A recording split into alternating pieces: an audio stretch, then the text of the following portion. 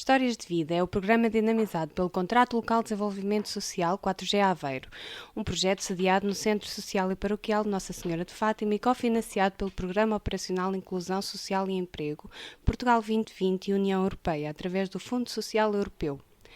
Aqui são partilhadas histórias com vida dos participantes da nossa atividade Espaços de Ativação Comunitários, uma atividade que pretende aumentar os níveis de participação das pessoas na comunidade, o seu sentimento de pertença, partilha de habilidades e saberes. E como é que isto pode ser feito? Ora, de uma forma tão simples como convidar as pessoas a sair de casa e a colocar em prática o que tão bem sabemos e precisamos de fazer, falar com quem está ao nosso lado. Olho não vejo ninguém,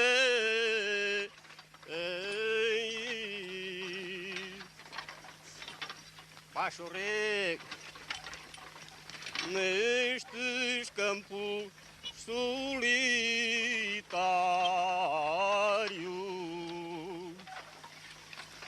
Chega adiante. Nestes campos solitários.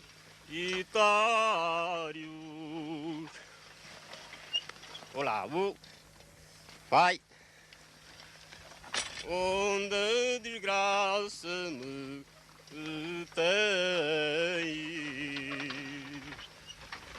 Ei, oh.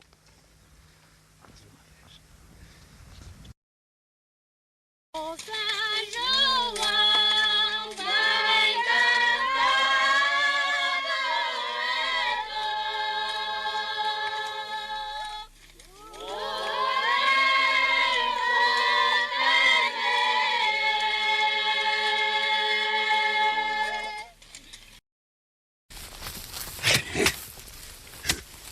Volta preparada.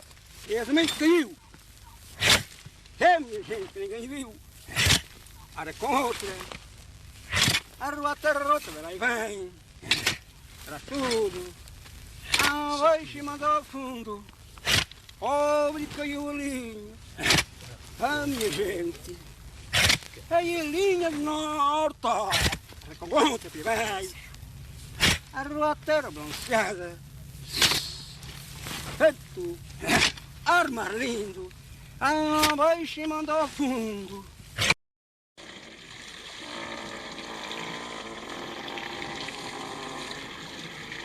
Ai, com filhos da Pompilhosa,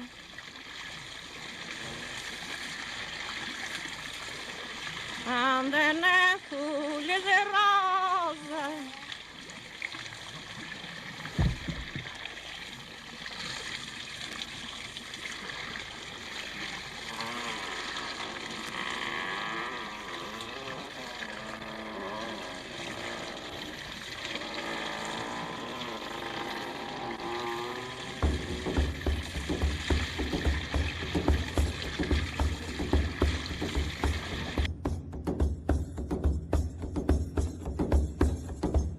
Milho verde, ai milho verde,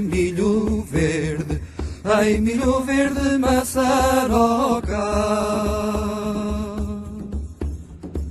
À sombra do milho verde, ai à sombra do milho verde, ai namorai uma cachopa.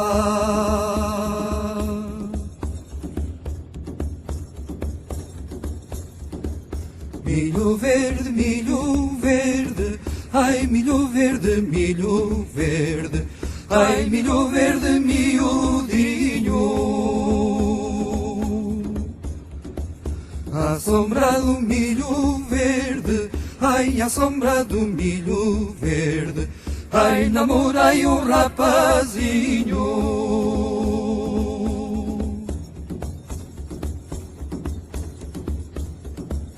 Milho verde, ai milho verde, ai milho verde folha larga. À sombra do milho verde, ai à sombra do milho verde, ai namorai uma casada.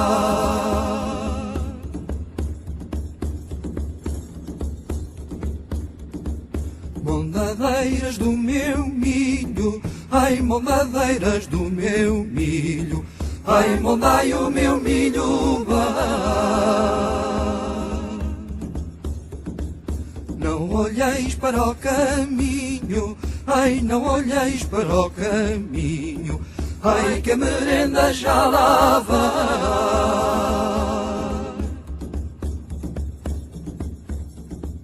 Viver do que a terra e a natureza nos dá era o mote dos tempos antigos. O pastoreio, o mar e a agricultura eram, por isso mesmo, as principais empresas, e ser agricultor, pescador ou pastor, as principais profissões.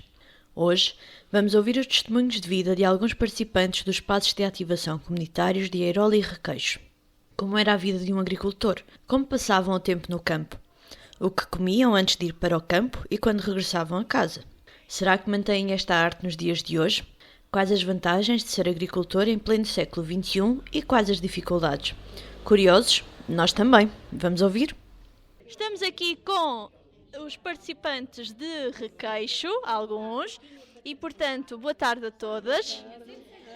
No programa de hoje vamos falar sobre a agricultura, que é algo que vocês estão muito bem habituadas. Pronto. E então vamos perguntar como é a vida de um agricultor. Muito ruim, muito castigada, muito difícil e muito difícil, como digo eu, porque da agricultura é que vem tudo, mas é muito, como é que eu hei de explicar, muito agresta, pronto. Okay. E na sua opinião, como é que é a vida de um agricultor? É muito dura, muito, só quem sabe. Andarmos a todo tempo, a toda a hora e lucros, que é que se vê na agricultura? Só se for os grandes, porque os pequenos não se vende nada, não há a quem vender nada. Pois não.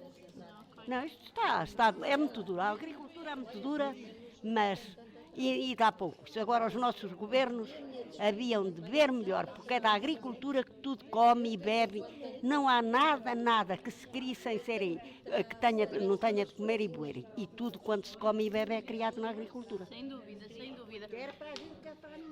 Sem dúvida. Antigamente, o que é que comiam antes de ir para o campo?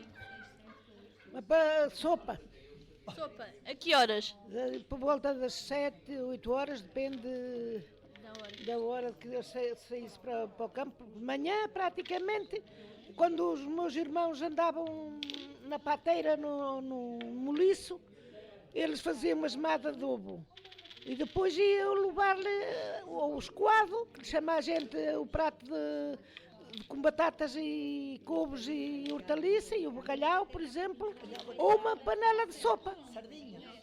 E de manhã, antes de irem para o campo, a sopa que comiam tinha alguma coisa diferente? Então, era sopa de cebola, por exemplo, que era eu fazia muitas vezes a sopa de arroz.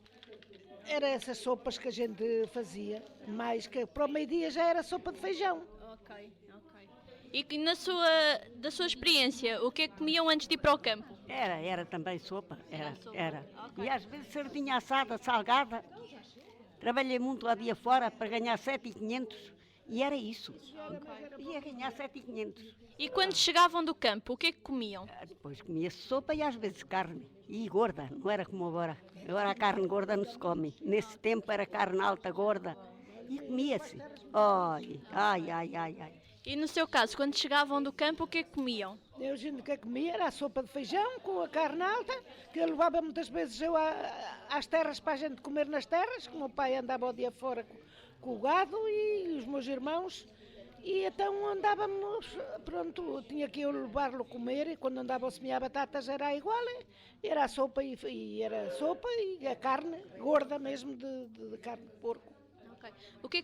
Como é que era o dia passado na agricultura? Iam com alguma roupa especial? Havia músicas? Não havia música, nada, nunca houve música arranchada. Não cantavam? Não, a gente cantava, era chamar nomes às vezes aos nossos irmãos uns aos outros, e quando a gente andava longe, como o pai chegava à beira que a gente ouvia, a gente calava-se caladinha, que nem havia mais ali um respeito, cuidado. Nem havia nada que... Mas era alegre, era. E no seu caso, Também era advertido. Era. com que roupa é que vocês iam para a agricultura, para o campo? Com a roupa de dia e às vezes descalças. Não era como agora, não. Não. Andava-se com uma camisola 8 dias e com um avental, descalças. Nesse tempo eram os tamanquitos e a maior parte do tempo era descalças. Não era nada como agora, nem. Nada. Eu digo ao meu filho, se isto voltasse só que era há 50 anos, vocês até se matavam. As merendas fartas de trabalharem eram laranjas, azeitonas, broa e vinho, mais nada. Não havia fiambre, não havia queijo, não havia nada. E com quem é que vocês aprenderam a arte da agricultura? Com os nossos pais. Também? Também, Com os pais? pois. Ok. Já vivíamos na agricultura, nesse tempo não havia empregos. Porquê que acham que cada vez menos pessoas se dedicam à agricultura?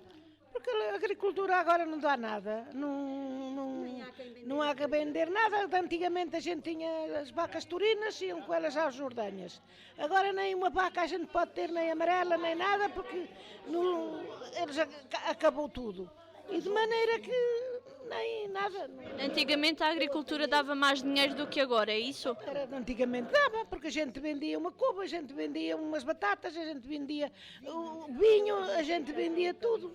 Juntei tanta hortaliça das pessoas de fora, grelos, couves altas e tudo. E tudo, toda a raça de hortaliça. Juntava na minha casa e vinha lá uma caminhonete carregar 3 vezes por semana. Vendia-se tudo. E eu não ganhava nada. Sabe o que era o meu lucro? Era, às vezes havia pessoas que faziam faixas muito grandes e eu partia-as e fazia no fim de 10, fazia mais 2. Neste ou naquele e no fim era o meu lucro, era esse. Porque de resto eu não levava nada às pessoas porque tomaria eu que as viessem porque eu também queria vender o meu. Nos dias de hoje ainda fazem a agricultura? Tenho a agricultura, mas não se vende nada. A gente para casa, faz-se a agricultura, mas para casa. Como é que vocês sabiam o que é que deviam plantar em cada mês? A gente sabe. Como? Como? Porque já por tempo do meu pai e por mais ou menos por experiência de abril, por exemplo em março e em maio, a gente tem experiências dos anos. É a mesma coisa. Em abril, o que é que se semeia? Que é para os nossos ouvintes poderem saber. Em abril semeia-se o milho, o feijão, a batata ainda e ervilhas. Planta-se o tomate, o pimento, o pepino. Ainda quer isso, minha feijão, já me disse que quer ir embora. Então, e digam-me uma coisa, para terminarmos, na vossa opinião, a agricultura nos dias de hoje não rende aquilo que rendia, mas continuam a praticar a agricultura para o sustento, para casa. Porquê é que é importante? Que é o nosso passatempo. Muitas vezes é o nosso passatempo. E é para casa e para a criação que a gente tem em casa para nós comermos. Para nós comermos e para os nossos. E que mais vantagens é que tem fazer as coisas em casa? Porque é o nosso lucro, que a gente evita de comprar tudo. Ok. Evitam de comprar tudo. Por exemplo, a gente planta pepinos, a gente planta tomates, a gente planta semeia feijão, a gente tudo, planta couves, tem tudo. Para evitar de ir comprar. Claro. Que é o nosso poupa, que a pensão é muito pequena. Claro. Plantar em casa, então, é uma forma também de poupar dinheiro depois nas compras. Se eu fosse a comprar tudo, estava desgraçada. Mesmo livre. Se uma pessoa não tinha alguma coisa de casa, como era. E ter um pouquinho para casa. E tenho 7 ovelhas. Ainda matei uma agora por Páscoa. Vendi metade e fiquei com a outra metade para casa. Então, como era. Galinhas e tudo. O quintal entretenho-me a plantar flores, preciso delas também para o cemitério. É tudo a limpar, é onde eu me entretenho. Se achar, mora. É ocupação também, não é? É uma ocupação. Ok. Olhem, obrigada pela vossa partilha, então, está bem? Muito obrigada.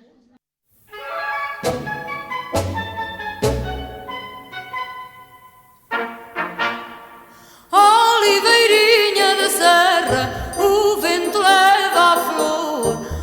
Oliveirinha da serra, o vento leva a flor.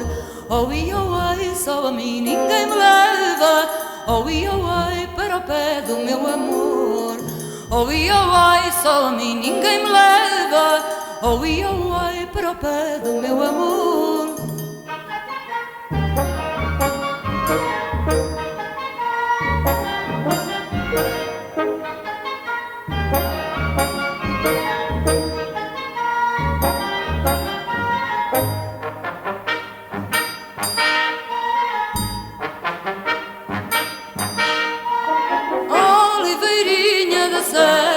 O vento leva a flor, oliveirinha da serra, o vento leva a flor. Oh, ia, ai, só a mim ninguém me leva. Oh, ia, ai, para o pé do meu amor. Oh, ia, ai, só a mim ninguém me leva. Oh, ia, ai, para o pé do meu amor.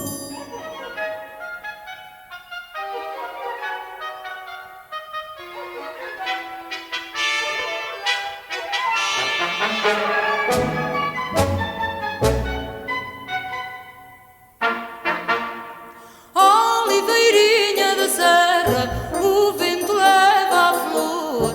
Oliveirinha da serra, o vento leva a flor. Oh, ia, ai, só a mim ninguém me leva. Oh, ia, ai, para o pé do meu amor. Oh, ia, ai, só a mim ninguém me leva. Oh, ia, ai, para o pé do meu amor.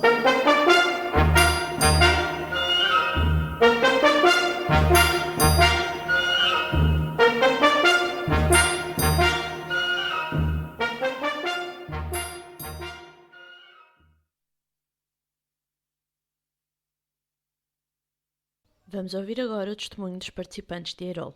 Até já! Boa tarde a todos. Boa tarde. Estamos aqui com participantes do espaço de Eirol e, portanto, vou-vos fazer assim algumas perguntas este mês relacionado com a agricultura. Como é a vida de um agricultor? Ai, muito trabalhoso. Muito ingrata. Não tem horas para trabalhar, é de sol a sol. Ok. Não tem dia de descanso, é semana, domingos e feriados e sempre a seguir. De maneira que é uma vida de escravo. E depois nunca temos a certeza do que produto estamos a trabalhar, se vai ser rentável ou não. Ok. E o que é que vocês comiam antigamente antes de ir para o campo? Sim, comíamos. Às vezes era em jejum, às vezes era em jejum até às 9 horas ou mais. Não comiam antes de ir para o campo? Não, é raro, era raro. Antigamente nunca comiam antes da... Batatas e carne frita por cima. Mas era lá para as 9 horas ou mais. Por cima das batatas, era o nosso pequeno almoço, era esse. Antigamente era uma broinha rija e a gente comia duas codinhas e pronto, era o almoço.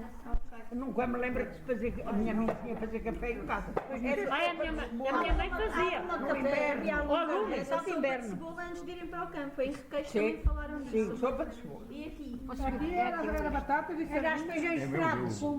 com cebola. Isso não era de manhã. Ai, não era. Ou era como Ai, não era caldo de feijões fracos com talhadas. cortadinha as fatias e frita com cebola e punha por cima ou rojões também. Às vezes também era rojões. Antes de ir para o campo, mas Antes de ir para o campo. Não, isso era à noite. E depois quando chegavam no campo, o que é que comiam? Era caldinho. A panela do caldo. Olha, Margarida, era um tempo muito divertido, lava-se o lanche. Nós comíamos com as mãos meias lavadas, meias sujas. Um bom frango de churrasco, um bom galo de pau. Uns peixinhos fritos com aquele molho de escabeça. Então, e agora digam-me uma coisa. Eu sim, trabalhei muito nas terras a fazer isso. Eu e a minha tia Maria Augusta. Com quem é que vocês aprenderam a agricultura? Eu aprendi com os meus pais. Com os pais também? Quer dizer, o meu pai trabalhava no monte, era resineiro. Dourava a resina nos pinheiros. Mas a minha mãe trabalhou sempre nas terras. Eu trabalhei na quinta onde o meu pai estava a mandar. A minha mãezinha trabalhava de costura em casa. Por isso aprendi à minha custa e à custa daquelas que andavam ao meu lado que me ensinavam.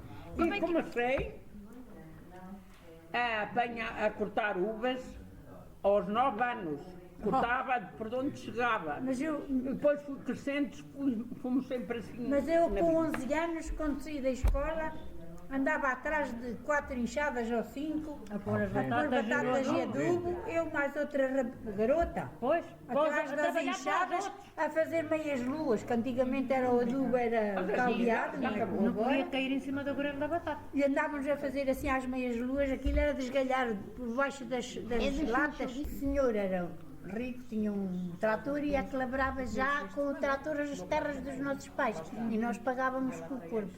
Ok. Então, e agora... Pronto, e agora digam uma coisa, vocês iam para as terras, como é que passavam o dia? A trabalhar. A trabalhar. Havia canções, havia... Como é que se entretinham durante o dia? Havia desfolhada. Não, eu lembro-me de andar à erva e andar a cantar.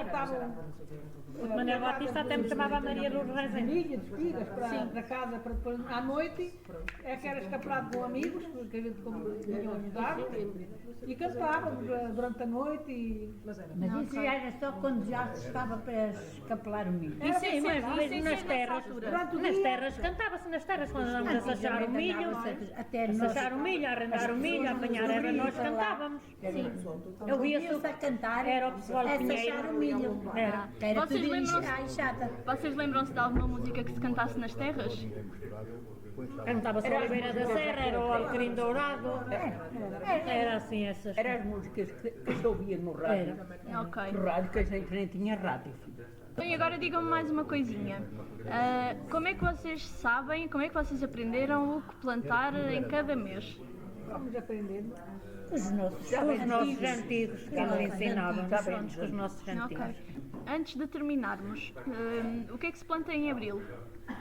Posso plantar tudo, os feijões, tudo, batatas, milho, feijão, couves, abóboras, sim, no mês de abril dá para plantar e semear tudo.